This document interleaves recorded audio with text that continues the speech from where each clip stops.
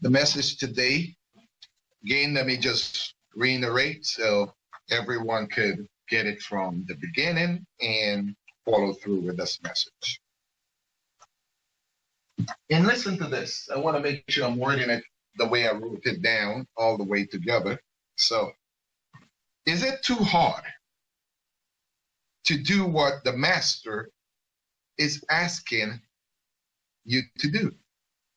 And we're in Numbers chapter 20. Is it too hard? Because so many times we feel that I can't do what he's asking me to do.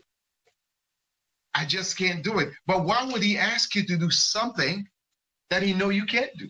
Right.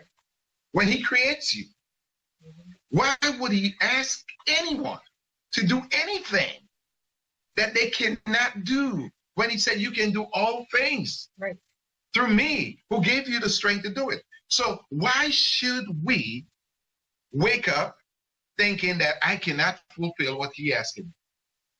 Now, for example, before we even get reading this word, when the master Yahushua went to the fig tree and the fig tree did not produce figs and he cursed the fig tree, he had a right to do that because he know what is the capability of the fig tree.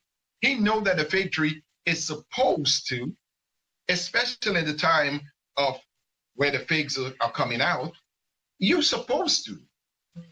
Don't tell me, you know how many times we give excuses, I can't do this. Why can't you do it? Is it because you don't want to do it? Is it because you're being rebellious? What is it that is in you that is causing you not to? Because there is something, because you can't say, well, I don't have the skills, the talent, because if you don't have it, all you have to do is call upon him. So in Numbers chapter 20, we reading from there. And the children of Israel, all the congregations, came unto the wilderness of Sin in the first new moon, and the people, they stayed in Kodesh, and in Miriam died, and Miriam, which is Moses' sister, died there and was buried there. So now there was no water for the congregation, and they assembled against Moshe. In some texts say they grumbled, and they assembled against Moshe and against Acharon. So they came up against Moses, and they came up against Aaron, and the whole congregation. They had a problem. Now, Miriam died, so obviously she probably had something great. You know, they're just giving us some little highlight here, that the timeline. Now, in verses 3, check this out. And the people contended with Moshe and spoke, saying, if only we had died when our brothers died before Yahweh. He said, now, if only we had died. So they say now, it would have been better for us to be dead. It would have been better for us to be dead than for us to be thirsty. I mean, who would make that kind of rationale? Israel. It is better. You know, what sense does that make? Now, you are strong, body, able people, and you're making a rationale like this, saying, well, I just can't go anymore because I'm so thirsty.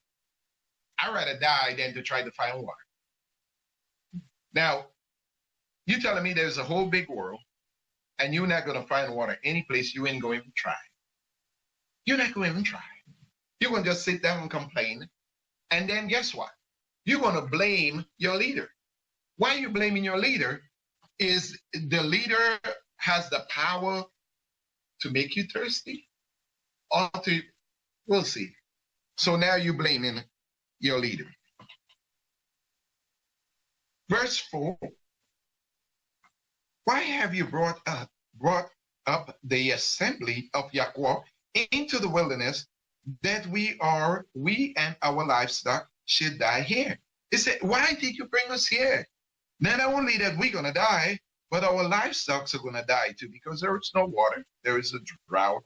There is a lot of things going on, a famine going on, and our animals are going to die because there is no water. Water is a life source.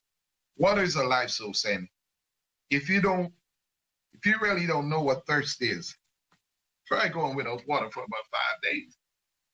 Now, when you are being tortured in prison, I understand, I've never been there, but when they're trying to torture you, or in the military when they're trying to torture you, they will allow you to hear the sound of water, but you can't taste it. Now, we are here and we are saying, well, these people here, all they have to do, and I'm saying it too, all they have to do is go search for water. But imagine that you have already been 5 days out or even 2 weeks out without water. They're going through a desert. Now, when you're in a drought, hallucinations start kicking in. When you are thirsty and you have no water in your body, hallucinations are kicking in. So you start seeing things that is appearing to you that is not even there. Mm-hmm. Your mind is going crazy. Your whole being. So at this point in time, you are thinking, this is worse than death. I cannot go through anything. Now, when they torturing soldiers that have been captured, or they torturing prisoners, they can, a person with a cup of water could get you to sign over $1 million property, and you will do it for a cup of water. How valuable it is that a cup of water, a little bit of spring of water, you will give up, just like at the time when Esau needed food. Now we judge him, yes, we judge him, and yes, we mad at Esau. He gave up his birthright. Esau was hungry. At that point in time, to him, which was wrong, but to him it didn't mean as much as the bowl of beans meant to him at the time. Mm-hmm. He was like, I just want to eat. I'm going to deal with you later on about my birthright. At this time right now, you can have it. Just feed me. So many of us make decisions. We make rash decision, without counting the cost. We make the decision and we're thinking, well, the consequences is not outweighing the enjoyment of the time. So I need to satisfy my being. And a lot of times we make decisions because we thinking it's the best decision for me right now. I got to be satisfied. So I'm going to make that decision, the best decision for me. But we don't count the cost. We don't count we don't check on the consequence, because there's always consequences to something, right? So let's check this out. And I know some of you think, oh, you know where that's going already. You know this story well, good. And you think you know everything about this and where we go, okay? So in verse 5, he says, and why have you brought us up here out of Mitzrayim to bring us to what? To this evil place. Mm-hmm. So now they calling what is a blessing, they call it evil. How many times have you blessed people and they turn around and mad at you for what you blessed them with when they didn't have anything to begin with? But they mad at you because what you blessed them with, they don't feel that it's enough. Or they don't feel like you've done enough. But they didn't have anything to start with.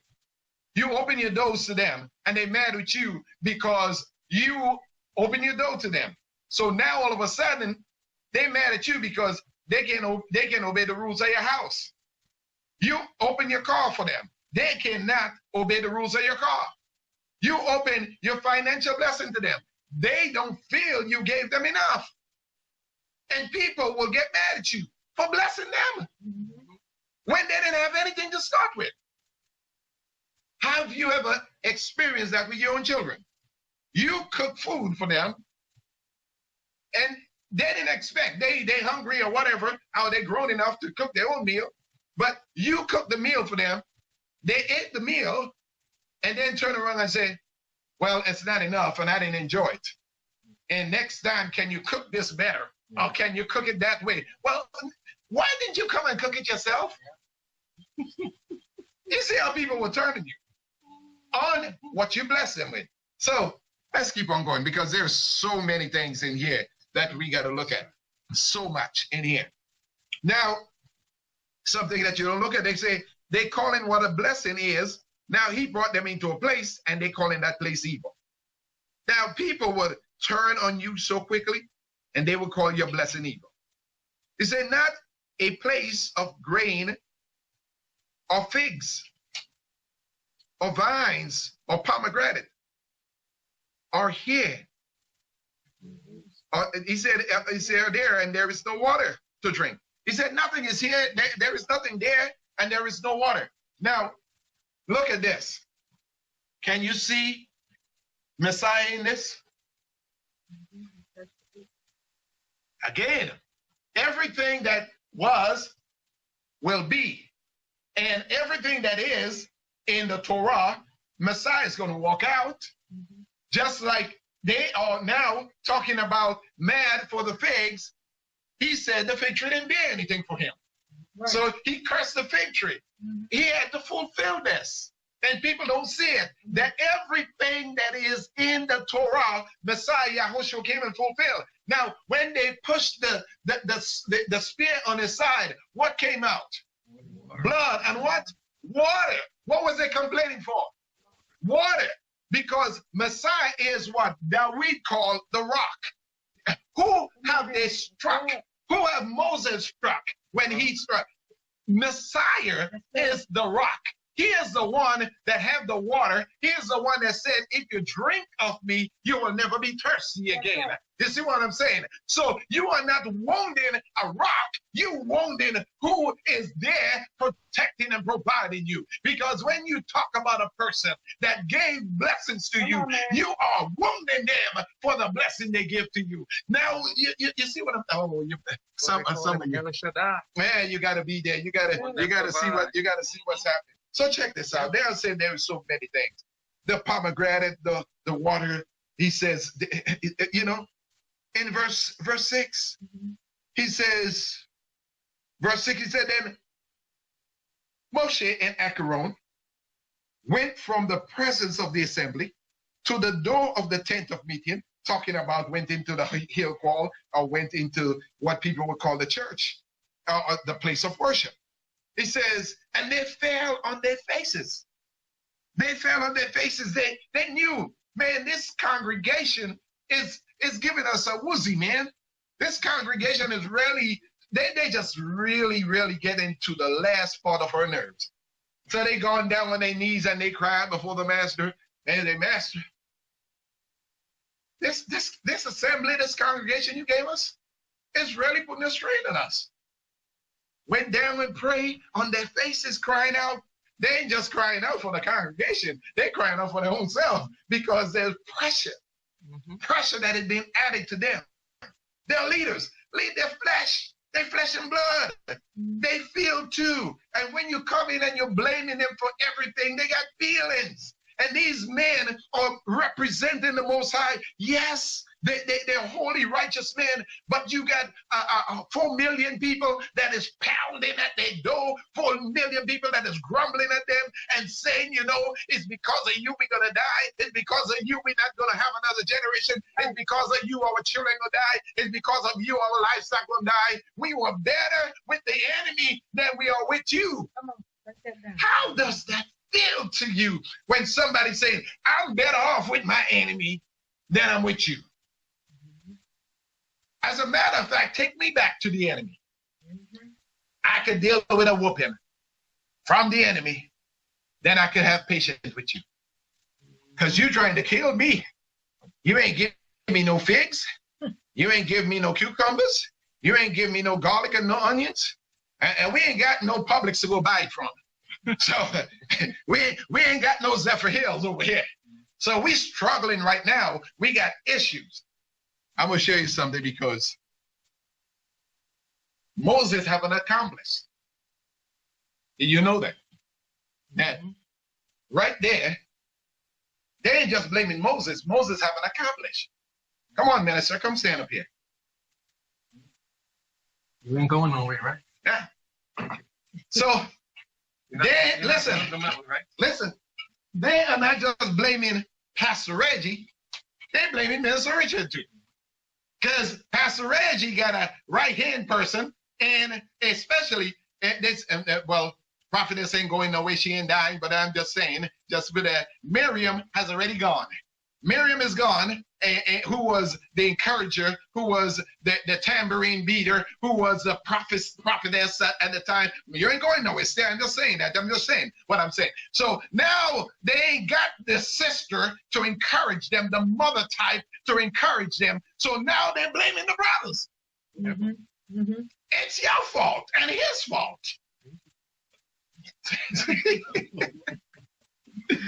So check what's happening. This thing is getting deep. When I look at it, it's getting deep because, I mean, sometimes people just read on the surface, but I like to go deep, man. I like to go inside the thing. So hear what he said now. He said, we're finishing, finishing 6. Finishing 6. They fell on their faces. Yeah, they fell on their faces. And the esteem of Yahweh appeared to them. The presence of the master appeared to them. And here, and check this out. When the master appeared to them, I want you to see this because this is something you don't hear preach. I don't think I ever heard anybody break this down because we're getting ready to break it down. Now, in verse 7, he said, and Yahweh spoke to Moshe, saying, take the rod and the assembly and the congregation, and you and your brother, Aaron, and he said, you shall speak to the rock before their eyes, and it shall give water, and it shall give its water. What did Master say to do? He said, speak to the rock. He said, speak to it. He's about to demonstrate what? A miracle with what? Words. He's about to use words to perform a miracle that Israel have not seen. But Israel was accustomed to what? Action, something physical. Something physical. I'm about to show you something that you have not seen through this year. What does the rod represent to Israel? Beating. A whooping. He did not want his people to be in fear of somebody striking against anything to rescue them. Right. Oh, man. Beatings. Amen. So wait a minute. He did not want his people to be in fear of a weapon, with whip, with a staff, with a stick. Now, you have a dog, and you know, you're accustomed to talking to the dog and telling the dog, hey, get away. And your neighbor now don't know your dog, but your neighbor, every time he see your dog, he want to whoop your dog. And the dog see one of the family friend coming. And that family friend don't know that that dog always get whooped by the neighbor with a stick. So now the family friend come in the house, pick up the broom, and the dog take off running. And people like, why is the dog running? Well, you know what the dog is seeing? He's seeing a stick. He's seeing an enemy that is coming after him. He knows that he's about to get whooped. Israel was feeling the same pain. The master didn't want them to feel that. What is it that Israel was struggling with? You're going to see this day that you have not heard before. Let me show you something. Israel was forced to make bricks with what? Straw. Mm-hmm. They were forced to make food when there were no food. No one fed them. No one gave them to drink. No one attended to their wounds, the master said. Yeah. He said no one attended to their wounds. Mm-hmm. He wanted a caregiver. He wanted a caretaker. He wanted somebody to treat them more kindly and to give them a hug, give them a nourishment, give them something. It's good when you get it from your leaders, some encouragement. Not frustration. I mean, Moses and Aaron, yes, they are frustrated. But when your parents tell you, I'm just tired of you, I don't think you're a good kid. They're rejecting you. Whenever they they tell you, I just can't stand you. I wish you were never born. That is, I mean, that is cutting you more than any person in the world can hit you. Here you got the leaders telling them, I'm just so tired. I'm sick of you grumbling. I'm sick of you. I can't put that, don't even touch that fool. I'm sick of you. All you're doing is grumbling. All you're doing is murmuring and complaining. I just wish all of you died.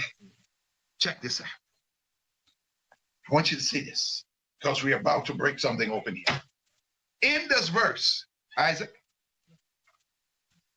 Yeah. Come here, son. Please. Come here. Thank you. Is that phone here? You're going? Okay, thank you. All right. So, I know. I'm just helping my son and people to grow strong in the word. So, only bear with me. So, listen this. In verse 7 here, where they say in verse 8 now, he says, so he take the rod and the assembly and the congregation and your brother Acharon, and you shall speak to the rock before their eyes. And it shall give, he said, and it shall give its water. And you shall bring what? Water. For what? Yeah. Who shall do what?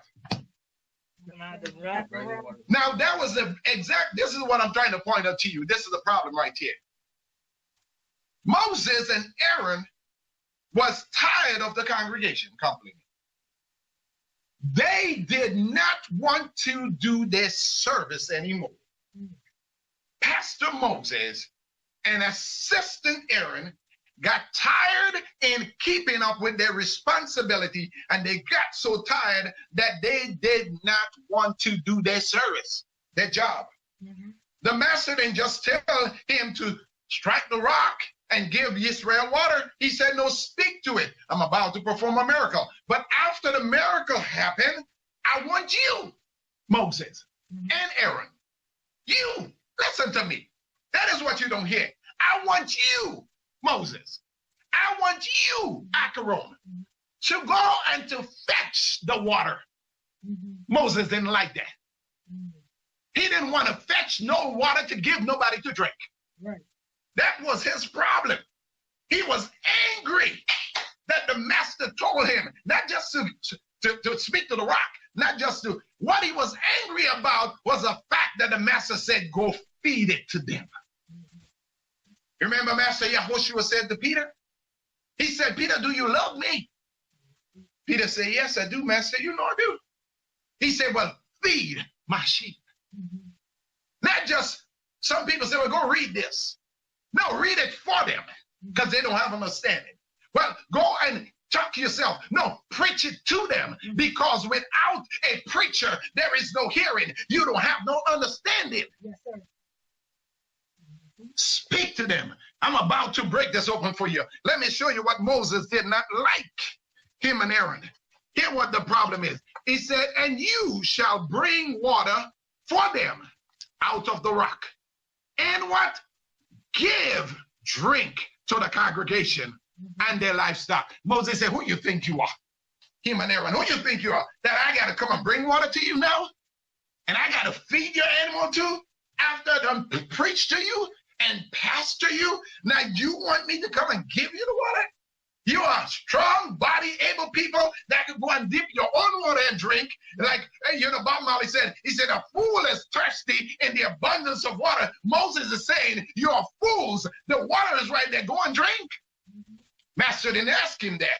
He didn't care whether or not they were capable. All he said was, go and fetch them the water. I brought the miracle through you. Now I want you to give them the water, because Messiah is going to come. Not only that he's going to give himself, he is going to make sure that we receive him, and he is going to be the one giving. He is the one giving the drink from him. He is the one going to be giving his bread from his body. He is the one that is going to be giving us the drink from his body. He's going to feed us. He's going to make sure we eat. He's going to make sure. He don't care whether or not the food is sitting right there. What he said to his disciples, take it and give it to them. He's going to say, come and get it yourself. This is buffet style. Right. He said, no, pick it up, break it, and give it to them. Because the example he showed to his disciples, to his family, this scripture said he broke it and gave it to them, each and every one of them. He gave. He served. That is servicehood, servitude. He is serving, he's not just ordering and giving instruction.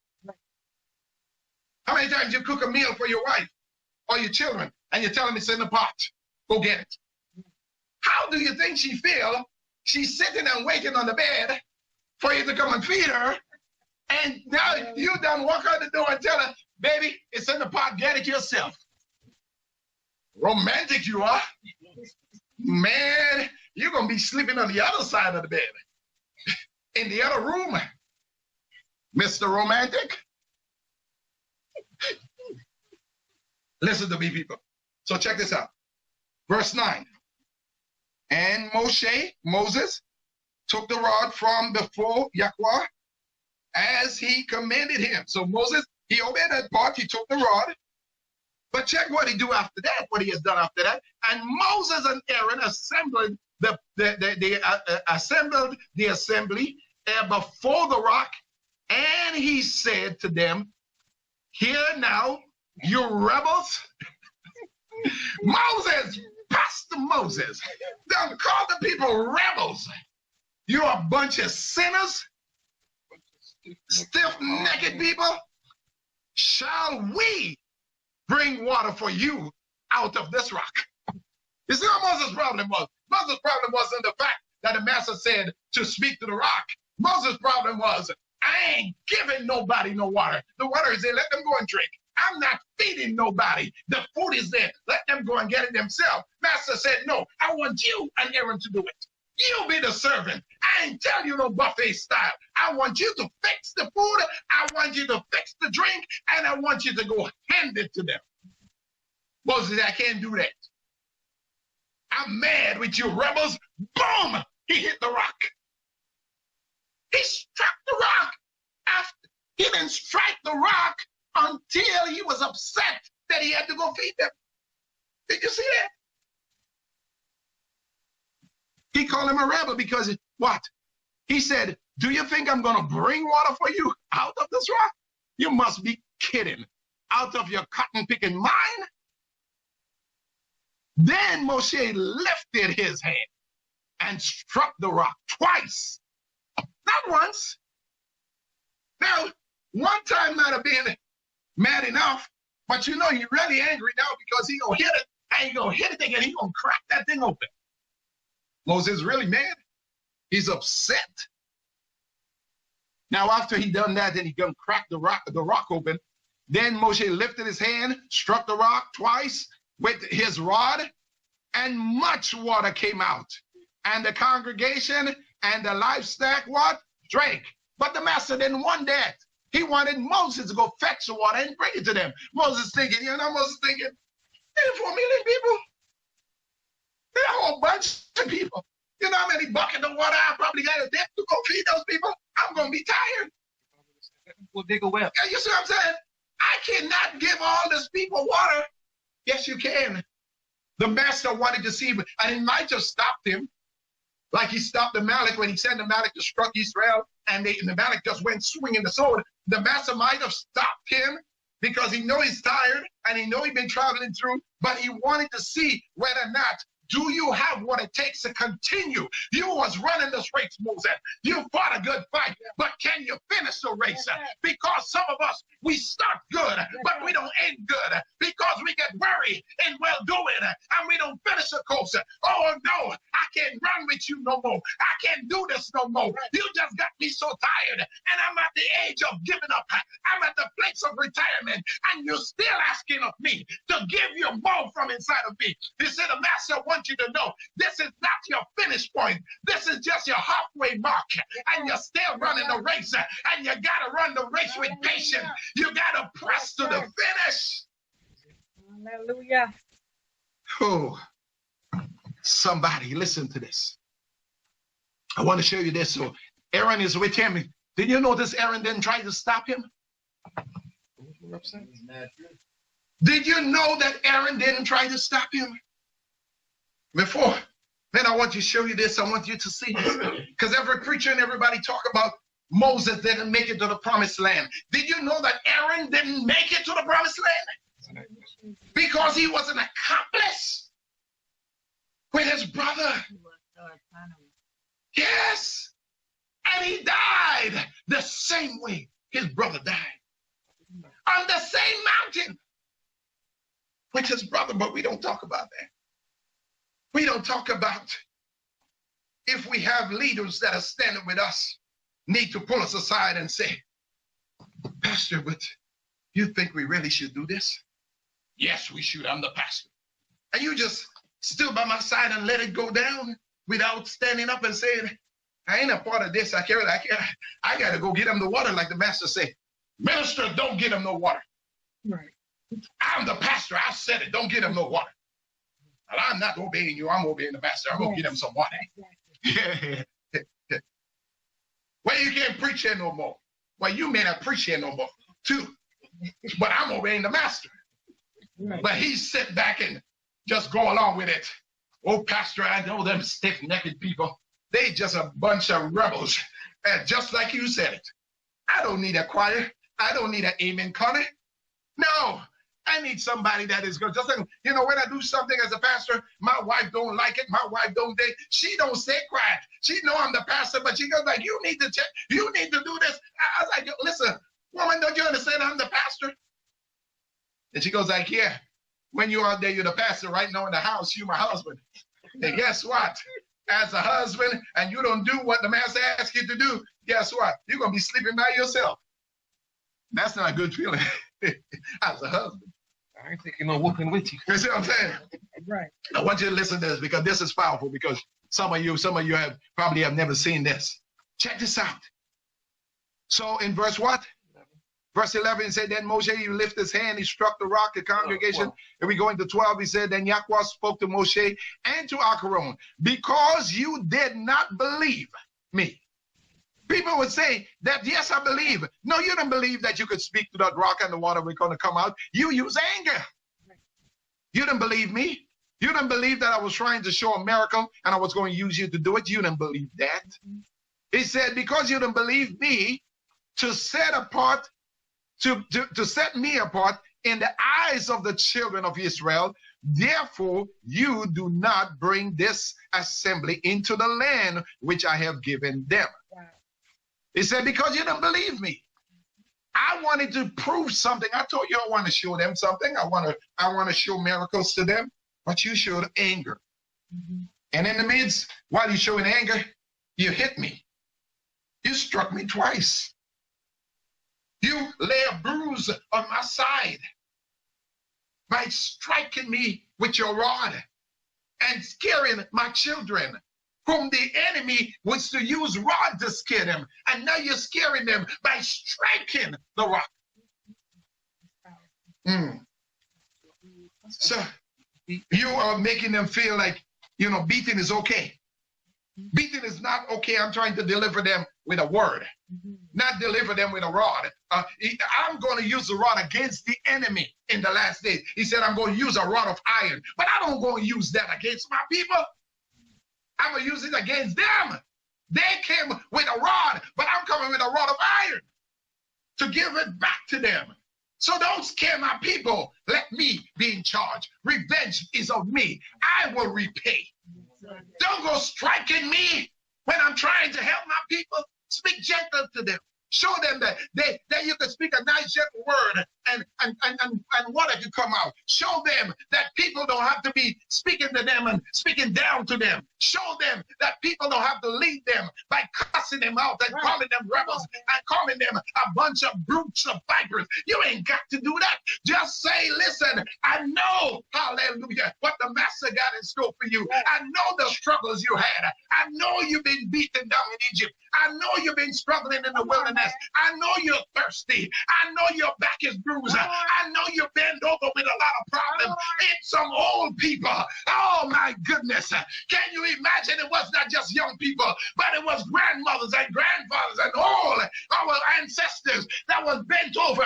And you talking like disrespecting the elders. I getting mad with them. Showing no respect to the elders the way you strike the rock. You struck it with anger. You didn't want to give them no water. How you feel your grandparents can't go pick up the water by themselves? Go feed them, Moses. Go give them the water. Aaron, can't you see she's 90? They need to get the water themselves. Aaron, you're a young man. Go get the water for the lady. Help across the street. No, I'm going to just tell her the light is green. See that white light going and walk. Just walk. There's no car coming, but the light is green, and another car is speeding coming down the road. I'm tired of you. I'd like, go keep walking. No, check this out. Hear this, brothers and sisters. I want you to pay attention to this. This is powerful. Hear what it says. It says in verse 15, he says, well, we're finishing 14, right? He said, so you know all the hardship that has fallen us. Well, no, let's read 14. We didn't read. Let's go back up to 13. Let's back up to 13. He said, these were the waters of Meribah, because the children of Israel contended with Yahweh, and he was set apart among them. And Moshe sent messengers from Kadesh to the sovereign of Edom. This is what your brothers Israel said. You know all the hardship that has been falling us, that our fathers went down to Mitzrayim, and we dwelt in Mitzrayim a long time. And the Mitzrayim did evil to us and our fathers. And we cried out to Yahweh, and he heard our voice and sent the messengers to brought us up out of Mitzrayim. And see, we are in Kadesh, a city on the edge of your border. He said, this city is on the edge of your border. So you know the hardship we went through, and we just want to pass through your land. Please let us pass. Now remember right here, that's Esau people. Edom, that's their brother. That's Jacob's brother. That's family. He's going to family and saying, please, let us pass. The enemy has done a great bunch of atrocity to us. Let us pass over quickly. He said, please let us pass over through your land. We shall not pass over through fields or vineyards, nor drink water from wells. We shall go along the sovereign's highway. We shall not turn aside right or left until we have passed over your border. But Edom said to him, you do not pass over through me, lest I come out against you with the sword. So the brother's threatening, he's threatening his family members. He said, listen, if you come through my land, I'm coming out with a sword. What type of family members does that to their family? Knowing that we just been beaten down, knowing that the enemy is after us, but you wouldn't give us a passage. He said, and the children of Israel said to him, we shall go by the highway, and if I or my livestock drink any of your water, then I shall pay for it. Let me only pass over on foot without a word. He said, don't tell us anything. We're gonna make sure, because they knew that if all of these people drink of this water, there's gonna be a water shortage for the rest of his kingdom. So they're saying, like, we're gonna make sure we're gonna stay thirsty, and we're gonna walk through the highway, and we're not gonna look to the left or the right, because we don't want to eat up your stuff while we passing through because we're hungry. We're only asking for a favor, so pass through your highways. We don't want to eat up all your harvest. Man, we just want a passage. Let us through. That's what they're saying. But Edom was hard on them. Into verse 20. But he said, you do not pass over. And Edom came out against them with many men and with a strong hand. So, verse 21, when Edom refused to let Israel pass over through his border, Israel turned away from him. When you don't want to help your family members, or family members don't want to help you, when times are hard and times are, you're going through some situation, and all they're asking to give me a whole bunch of your food. Then they're asking for your water. Then they just say, just let me have a passage. Just let me have a time to pass through. How many family members that, sometimes you help out in your lifetime, and then when you really need help from them, you said, listen, I just need something just to help me through. Just to help me through a tight situation. And they look at you and say, where all the money you've been making? That's what they're going to turn around and tell you. What happened to the great job that you got and all the money you're making? But you forget with my great job, I blessed you. You forget with my great job that I helped you. You forget I helped your children and your grandchildren. You forgot all that. But now I got a need. You asking me what's about my great job. Well, my great job, I gave you something.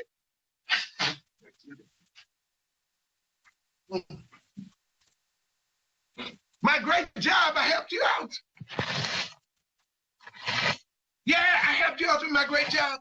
But you now going to remind me that I had a good job. Yeah, but did you remind me how much I broke out to you? How much, what I gave you when I had it. But now I'm going through a little something and I just need a little something to carry me over. You're going to remind me of the job I had? Yeah. And that's how people work. That's how family members work. We're going through this real quick because we got to stop. We're almost to the end, and we just want to finish this.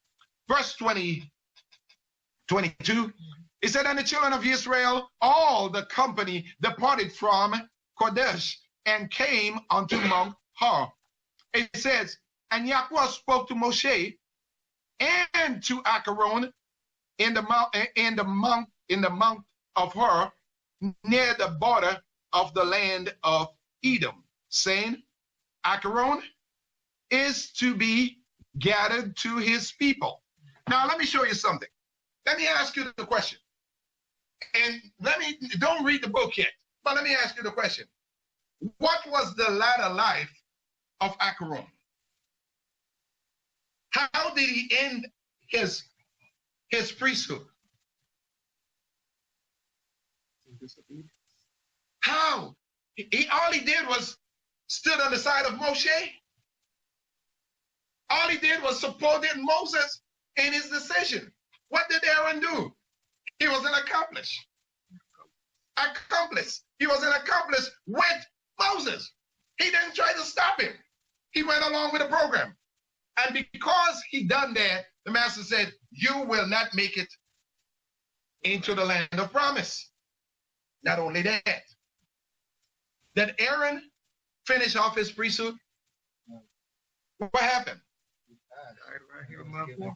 He died. But I mean, you could die and finish off your priesthood. Did he finish off his priesthood? Anybody could die and finish off what they started, because death does not stop us from finishing what we came here to do. But how did he ended his priesthood? Was he allowed to finish his priesthood? Yeah. What happened? Disobedience. When they got the word to speak to the rock, they didn't carry out the word. They didn't carry out the work, but I'm about to show you something. Yes, he did not finish his priesthood. You know how we know that? He was stripped from the rights of being a priest.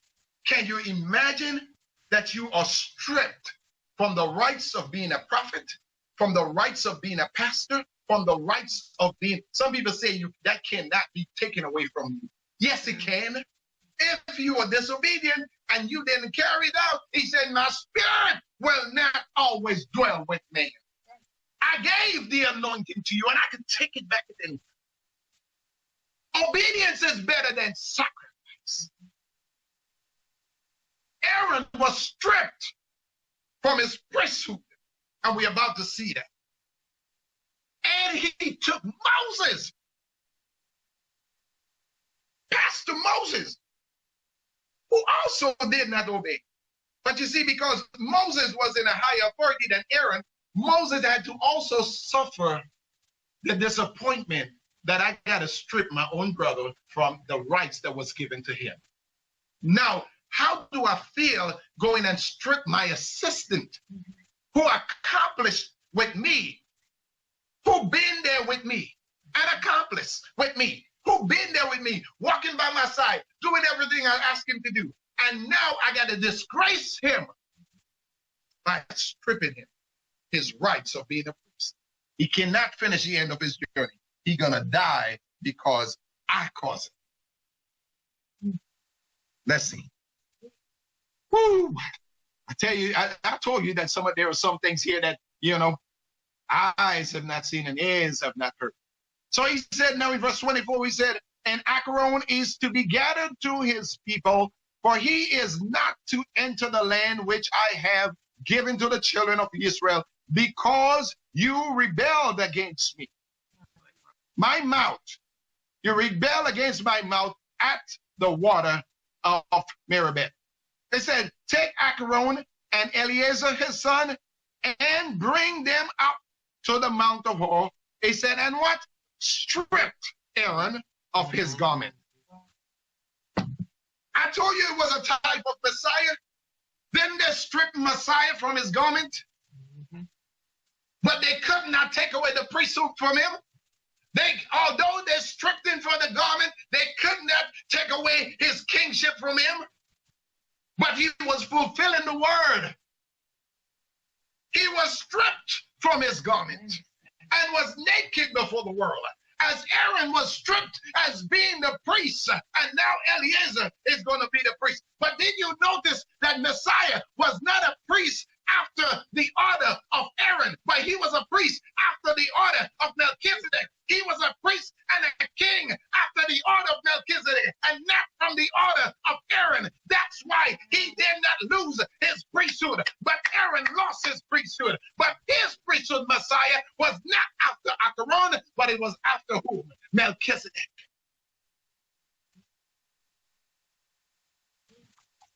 Hear this. He says, strip him and give it to his son Eleazar. For Acharon is to be gathered to his people and die there.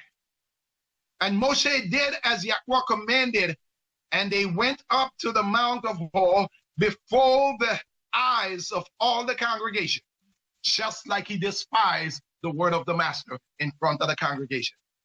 All of them is going to see how the master stripped him. And Moshe stripped Acharon of his what? Garments, and put them on Eleazar his son.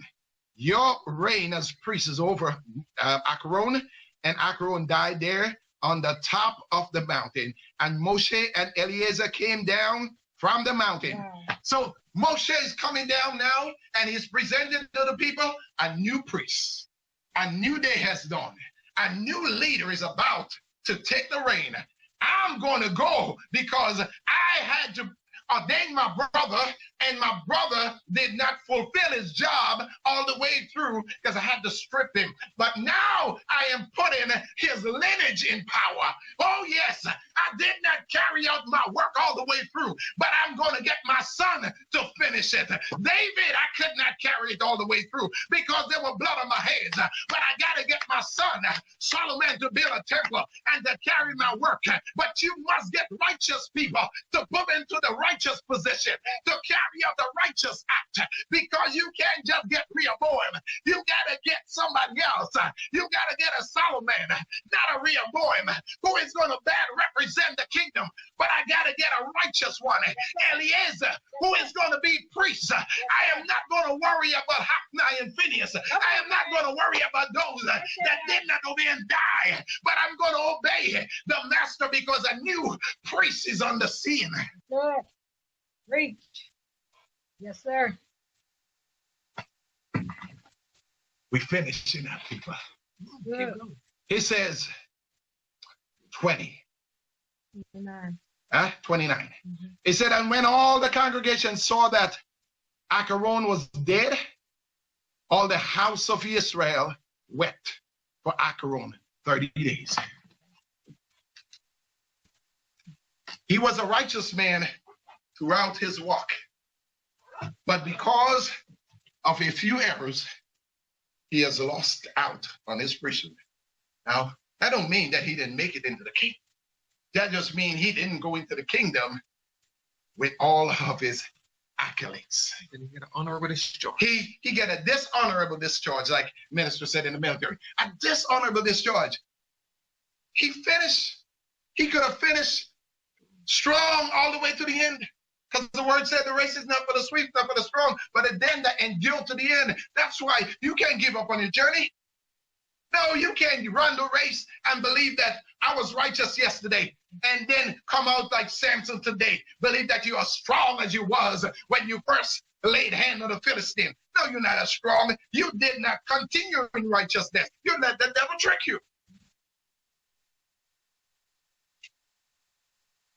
Or I gave tithes and offering back then, so I don't have to give now. I used to give first fruit. I don't have to give now. What was the message again? Oh, you remember? Well, let me remind you. Anybody remember what the topic was? Is it too hard to do what the master asked you to do? It was too hard for Moses to finish all the way to the end. It was too hard for Aaron to finish all the way in the end. They got tired on their journey. They allowed something that the master did not want to be represented by anger. I see all my brothers out there cussing out the white man. I see all my brothers cussing out this because of what they've been through. No, that's not my representation, brothers. He said, with love and kindness have I drawn them. I can't draw them with anger and hatred. Yes, I can remind them of what their ancestors did, but I can't win them over by still having a rod to strike them with. Now, let the master strike. Let him strike with his rod, but you put yours down. Humble yourself. They'll bring your children back. They will give us the land. They have to. But you just stand up and receive it with grace. Shalom. Shalom.